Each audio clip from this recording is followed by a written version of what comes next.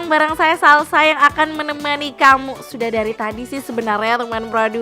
Jadi karena hari ini kita semua happy memperingati Hari Buruh Internasional, Salsa mau mengucapkan Selamat Hari Buruh Internasional teman Pro 2. Dan di edisi Muda Kreatif seperti janji Salsa tadi kita sudah kehadiran narasumber teman Pro 2. Ada Kakak Ewil Dewa yang merupakan owner dari Tahu Story teman Pro 2. Dan topik kita sangat keren, menarik tentunya di hari ini teman Pro 2, itu dari tahu jadi tren, kreativitas kuliner anak muda lewat Tahu Story. Halo Kakak Ewil, selamat siang. Halo, selamat siang Kak. Selamat siang. Oke, ini kayaknya kita baru berjumpa, bertemu lewat udara hari ini ya. Mungkin Kak Ewil bisa sapa-sapa dulu teman Pro 2 hari ini. Kasih mereka semangat dulu nih sebelum nanti kita ngobrol seru di siang hari ini. Boleh. Halo, selamat siang buat semuanya teman-teman anak muda ND yang ada di mana saja. Semangat buat kalian semua untuk hari ini. Oke Kak. Oke Kak Ewil, nih ini ada sesuatu yang menarik apalagi kalau berbicara tentang tahu ya Kak Ewil. Kalau boleh tahu cerita awal mula berdirinya Tahu Story ini seperti apa nih Kak Ewil? Baik Kak. Nah, jadi Tahu Story ini sebenarnya lahir dari dua hal. Yang pertama kebetulan passion saya di dunia kuliner sebelumnya, pengalaman. Lalu yang kedua saya melihat kejelian untuk peluang di kota ND.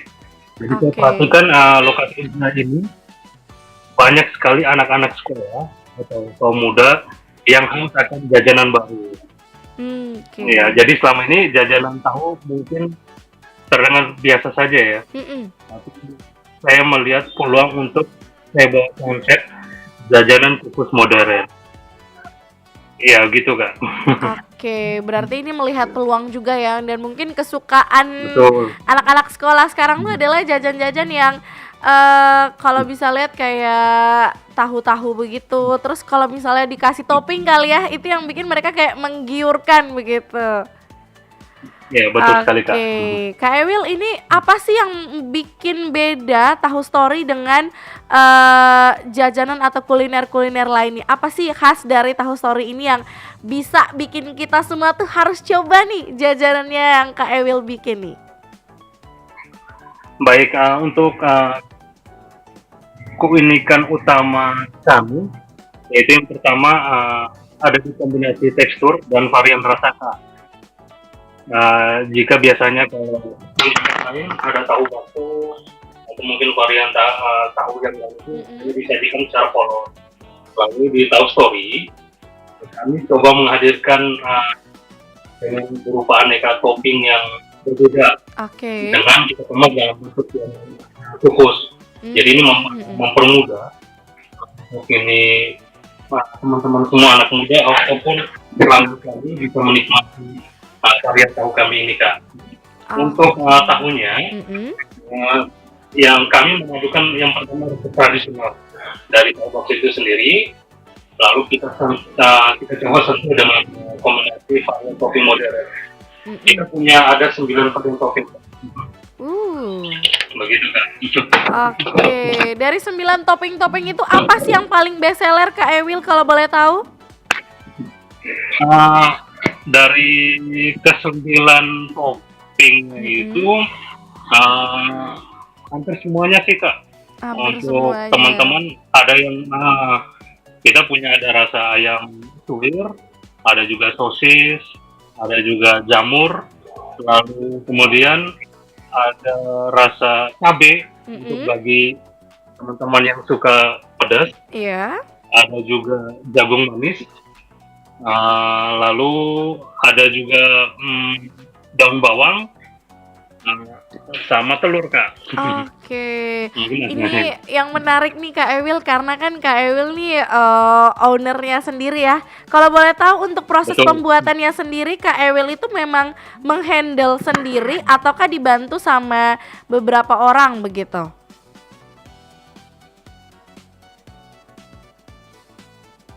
Halo? teman-teman. Untuk produksinya sendiri Iya. itu kebetulan saya sendiri yang handle. Oke. Saya dibantu sama keluarga juga, ada bapak yang bantu saya. Kebetulan berdua kita saling support untuk Oke. produksi sampai dengan untuk penjualannya sendiri. Kebetulan sampai saat ini saya sendiri yang handle, Kak. Oh, ini keren ya, Kak Ewil benar-benar. Kalau misalnya kayak kita bilang kan kuliner itu identik sama cewek ya. Tapi ini Iya, cowok betul. karena juga Kak Ewil juga mungkin hobi atau suka berkecimpung di dunia kuliner, jadi akhirnya menciptakan yang namanya Tahu Story ini. Dan kalau misalnya Betul, Kak. Kak Ewil ketika bikin varian atau rasa yang baru itu biasanya Kak Ewil karena ikut lihat sama tren yang ada atau karena itu tiba-tiba ide sendiri nih, oh ini tahu kukus ini mending kita tambah ini deh kayaknya enak, atau kita tambahkan rasa yang bagaimana begitu, seperti apa Kak Ewil? Ya kalau untuk jajanan tahu kuliner sendiri, betul Kak. Saya sebelumnya sudah melakukan banyak ini riset dan survei juga. Oke. Kebetulan di ND sendiri untuk yang varian jajanan yang kukus ini mungkin itu belum ada. Jadi saya coba tawarkan itu dalam bentuk tahunya gitu Kak. Seperti itu Kak. Oke. Ini menarik sekali ya teman Pro 2. Jadi buat kamu yang siang hari ini menonton kita melalui channel YouTube RRI ND, Facebook RRI ND, kalian bisa selipkan komentar atau mungkin masih bingung nih cara ordernya, cara pesannya bagaimana. Nanti kalian tinggal tanya saja di line telepon kita 082147650422 teman Pro 2. Dan kita masih ngobrol bersama Kak Ewil ya di siang hari ini, tapi kita bakal break sebentar sebelum nanti kita kembali lagi ngobrol seru di edisi Muda Kreatif teman Pro 2. Siang-siang gini enaknya makan apa ya? Aha, nasi padang pakai daging rendang sama jeroan enak kali ya. Pesen Kayaknya biar komplit ada makanan penutup kali ya. Burger apa pizza? Oke deh, tinggal tunggu abang kurirnya dateng. Banyak bener pesenannya. Iya nih, lapar. Bahagia sih bahagia. Tapi inget, kamu adalah apa yang kamu makan. Maksudnya? Nggak nyadar ya? Barusan pesen makanan karbo plus junk food dan temen-temennya. Belum lagi minuman yang manis-manis tadi. Salahnya di mana coba? Ngeyel nih. Kamu mau mati muda gara-gara pola makan berantakan? Ih, ogah. Pro 2 FM ND, Teman terbaik kamu. Pro 2 FM, teman terbaik kamu. Pada tahun 1957 terdapat penelitian di Brazil yang menciptakan spesies lebah baru. Lebah ini diberi nama Africanis honeybee atau lebah madu afrikanisasi. Lebah ini ukurannya tergolong kecil, namun memproduksi lebih banyak madu ketimbang lebah lainnya. Tapi, tahukah kamu teman-teman, jika terdapat satu masalah? Lebah Afrika ini memiliki mekanisme pertahanan yang luar biasa ekstrim, koloninya sangat agresif, dan dapat menyerang hanya karena mendengar suara berisik. Jika lebah pada umumnya mengirimkan 10% anggota koloninya, lebah madu afrikanisasi dapat mengirim seluruh anggota koloni untuk menyerang siapapun yang mengganggunya. Bayangkan saja, satu koloni lebah bisa mencapai 15.000 ekor. Manusia normal saja diperkirakan akan mati saat mencapai dosis 1.300 sengatan.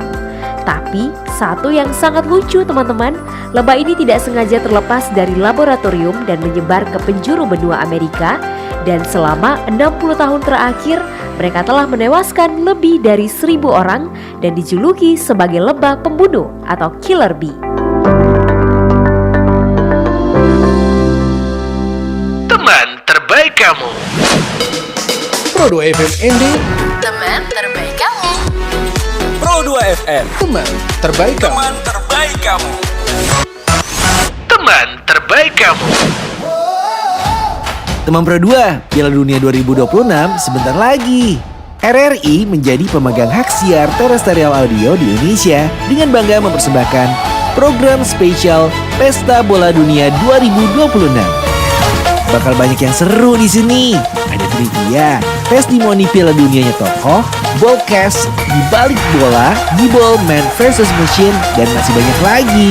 RRI bersuara Piala Dunia untuk semua. Satu gol, satu doa menggema ke seluruh Indonesia. Jadi, kalau kamu nggak mau ketinggalan seputar Piala Dunia 2026, pantengin terus Pro 2 FM di kota kamu. Pesta Bola Dunia 2026.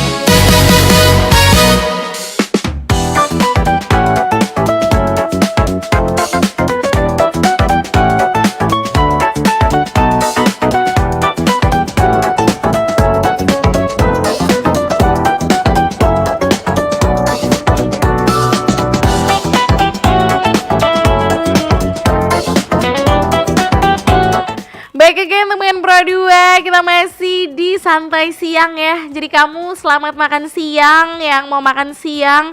Kalau kita kayaknya mau mampir ke Tahu Story dulu nih teman Pro 2, karena masih bareng Kak Ewil yang merupakan owner dari Tahu Story. Halo Kakak. Halo, siang. Oke, Kakak kalau hari ini ready tidak Tahu Story-nya? Hari ini kita ready, Kak. Yang pasti tetap ready story-nya. Ini berarti kalau misalnya kita mau pesan, mau tahu itu Kakak promosinya lewat apa nih sosial medianya nih? Untuk saat ini saya punya dua jembatan sosial media, yang pertama TikTok, yang kedua itu Facebook, Kak. Jadi untuk promosi sementara saya masih gencarnya lewat TikTok sama FB itu. Malah dominannya lebih ke TikToknya, Kak. Oh, lebih ke TikTok. Itu nama TikToknya apa nih, Kak Ewil? Mungkin bisa di-spill nih hari ini. Boleh, nama TikTok kami Tahu Story ND.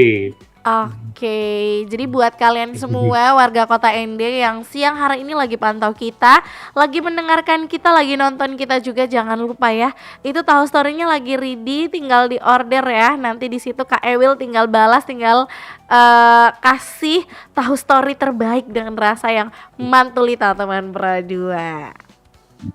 Oke, nih Kak Ewil sejauh ini apa sih tantangan yang Kak Ewil hadapi mungkin dalam mengembangkan usaha Tahu Story ini, atau ada tantangan lain tapi Kakak tuh masih bisa punya cara untuk tetap survive begitu Kakak?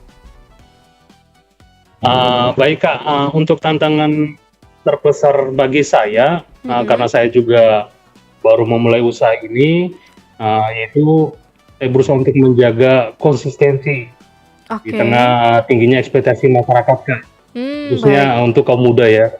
Karena untuk sejauh ini menurut berita itu tempat kami atau usaha kami itu cukup viral katanya.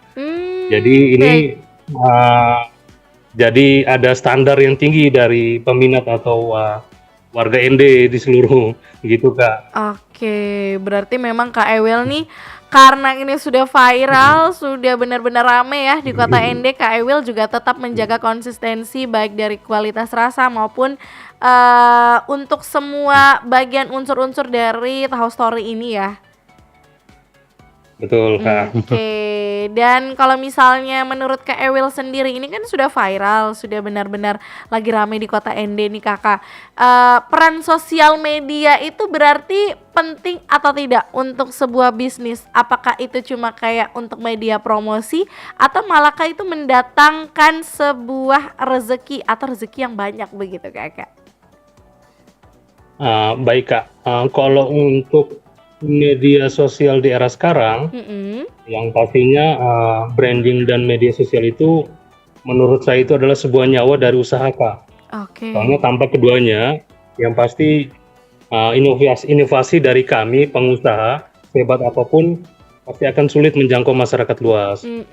Yang pertama, kalau kita bicara soal branding, yang saya coba untuk memberitahu kepada semua warga ND khususnya untuk branding Tahu Story bukan hanya terlintas di pikiran mereka dari sekedar tahu biasa, tapi itu sebuah cerita, Kak, tentang jajanan yang modern, bersih dan kreatif. Lalu yang kedua untuk media sosialnya, menurut saya seperti TikTok dan Facebook sejauh em, ini sangat bagus Kak. Mm-mm. Yang pertama alasannya itu bisa sangat mudah dengan singkat. Kita bisa promosi ke teman-teman semua yang ada di ND atau mungkin ke seluruh wilayah yang ada di Indonesia karena ini kita bawa brandnya brand produk lokal itu tahu sendiri begitu Kak.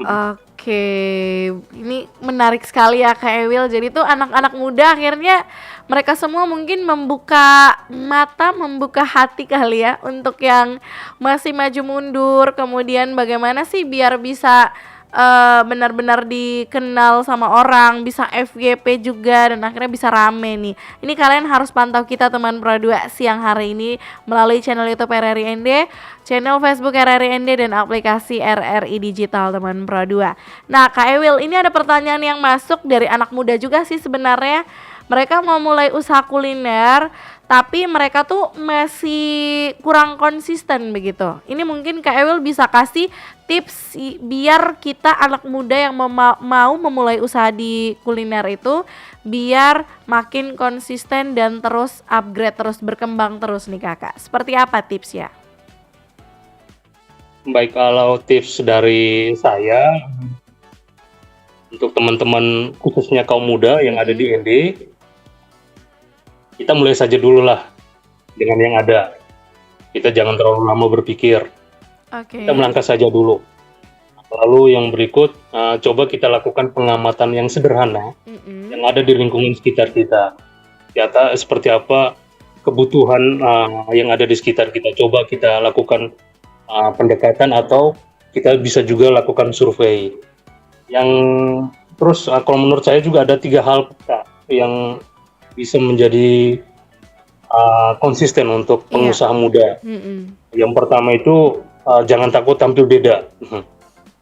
Gitu, jangan takut tampil beda. Yang kedua itu sekarang kan era digital nih Kak, era medsos.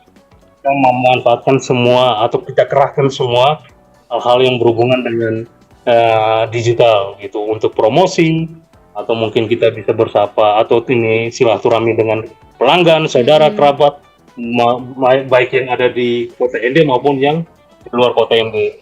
Lalu yang terakhir, kalau menurut saya itu adalah mental Kak. Mental harus benar-benar mau belajar. Kalau misalnya usaha kita itu viral, itu menurut saya itu adalah bonus Kak. Jadi yang poin paling penting itu salah satunya adalah mental. Yang pertama itu kalau kita anak-anak lokal jangan cepat baper kalau dikritik pelanggan. Iya. Begitu saja Kak. Oke, thank you ya Kak Emil untuk tipsnya. Nah, ini buat anak muda harus makin semangat, intinya konsisten. Kita juga bisa tahu branding kita seperti apa ya, biar juga usahanya makin lancar ke depannya. Kak Emil, ini tidak terasa kita sudah di penghujung acara. Apa sih harapan kakak ke depan atau rencana ke depan untuk Tahu Story ini? Mungkin ada varian rasa terbaru ataukah seperti apa nih kakak? Baik Kak, untuk harapan saya tentunya Tahu Story ini bukan hanya viral di awalnya saja Kak. Kalau bisa ini bisa bertahan lebih lama ya, untuk menjadi ikon kuliner baru di ND. Lalu untuk inovasi di masa yang akan datang atau ekspansi, saya punya konsep lain Kak. Mungkin nanti next itu saya coba berinovasi di pangan lokal Kak. Kebetulan ada beberapa bahan baku pangan lokal yang mungkin sampai detik ini atau sampai saat ini belum bisa dikemas atau dibuat atau diolah dengan versi yang kekinian Kak. Oke. Gitu Kak.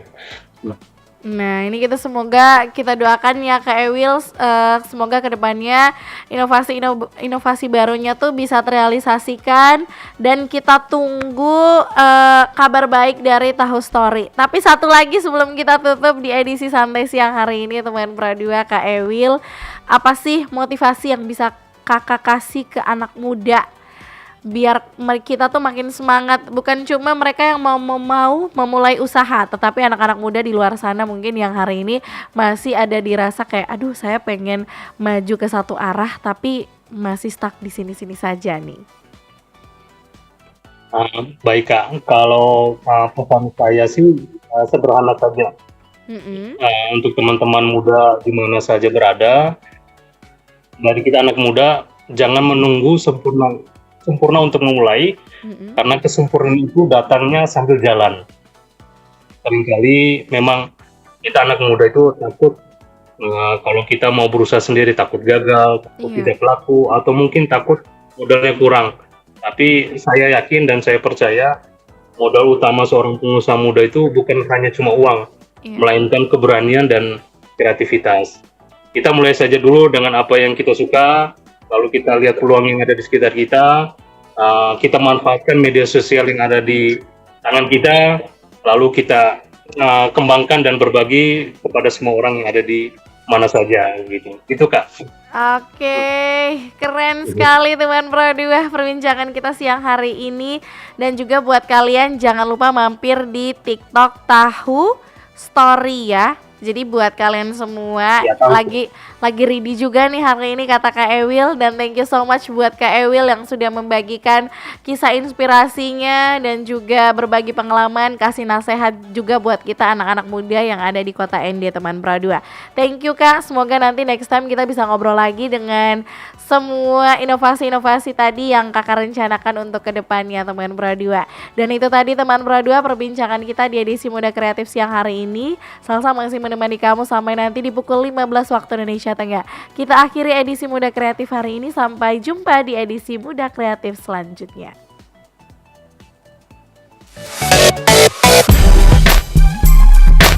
Sempat heboh di media sosial, jika child free itu bisa buat wanita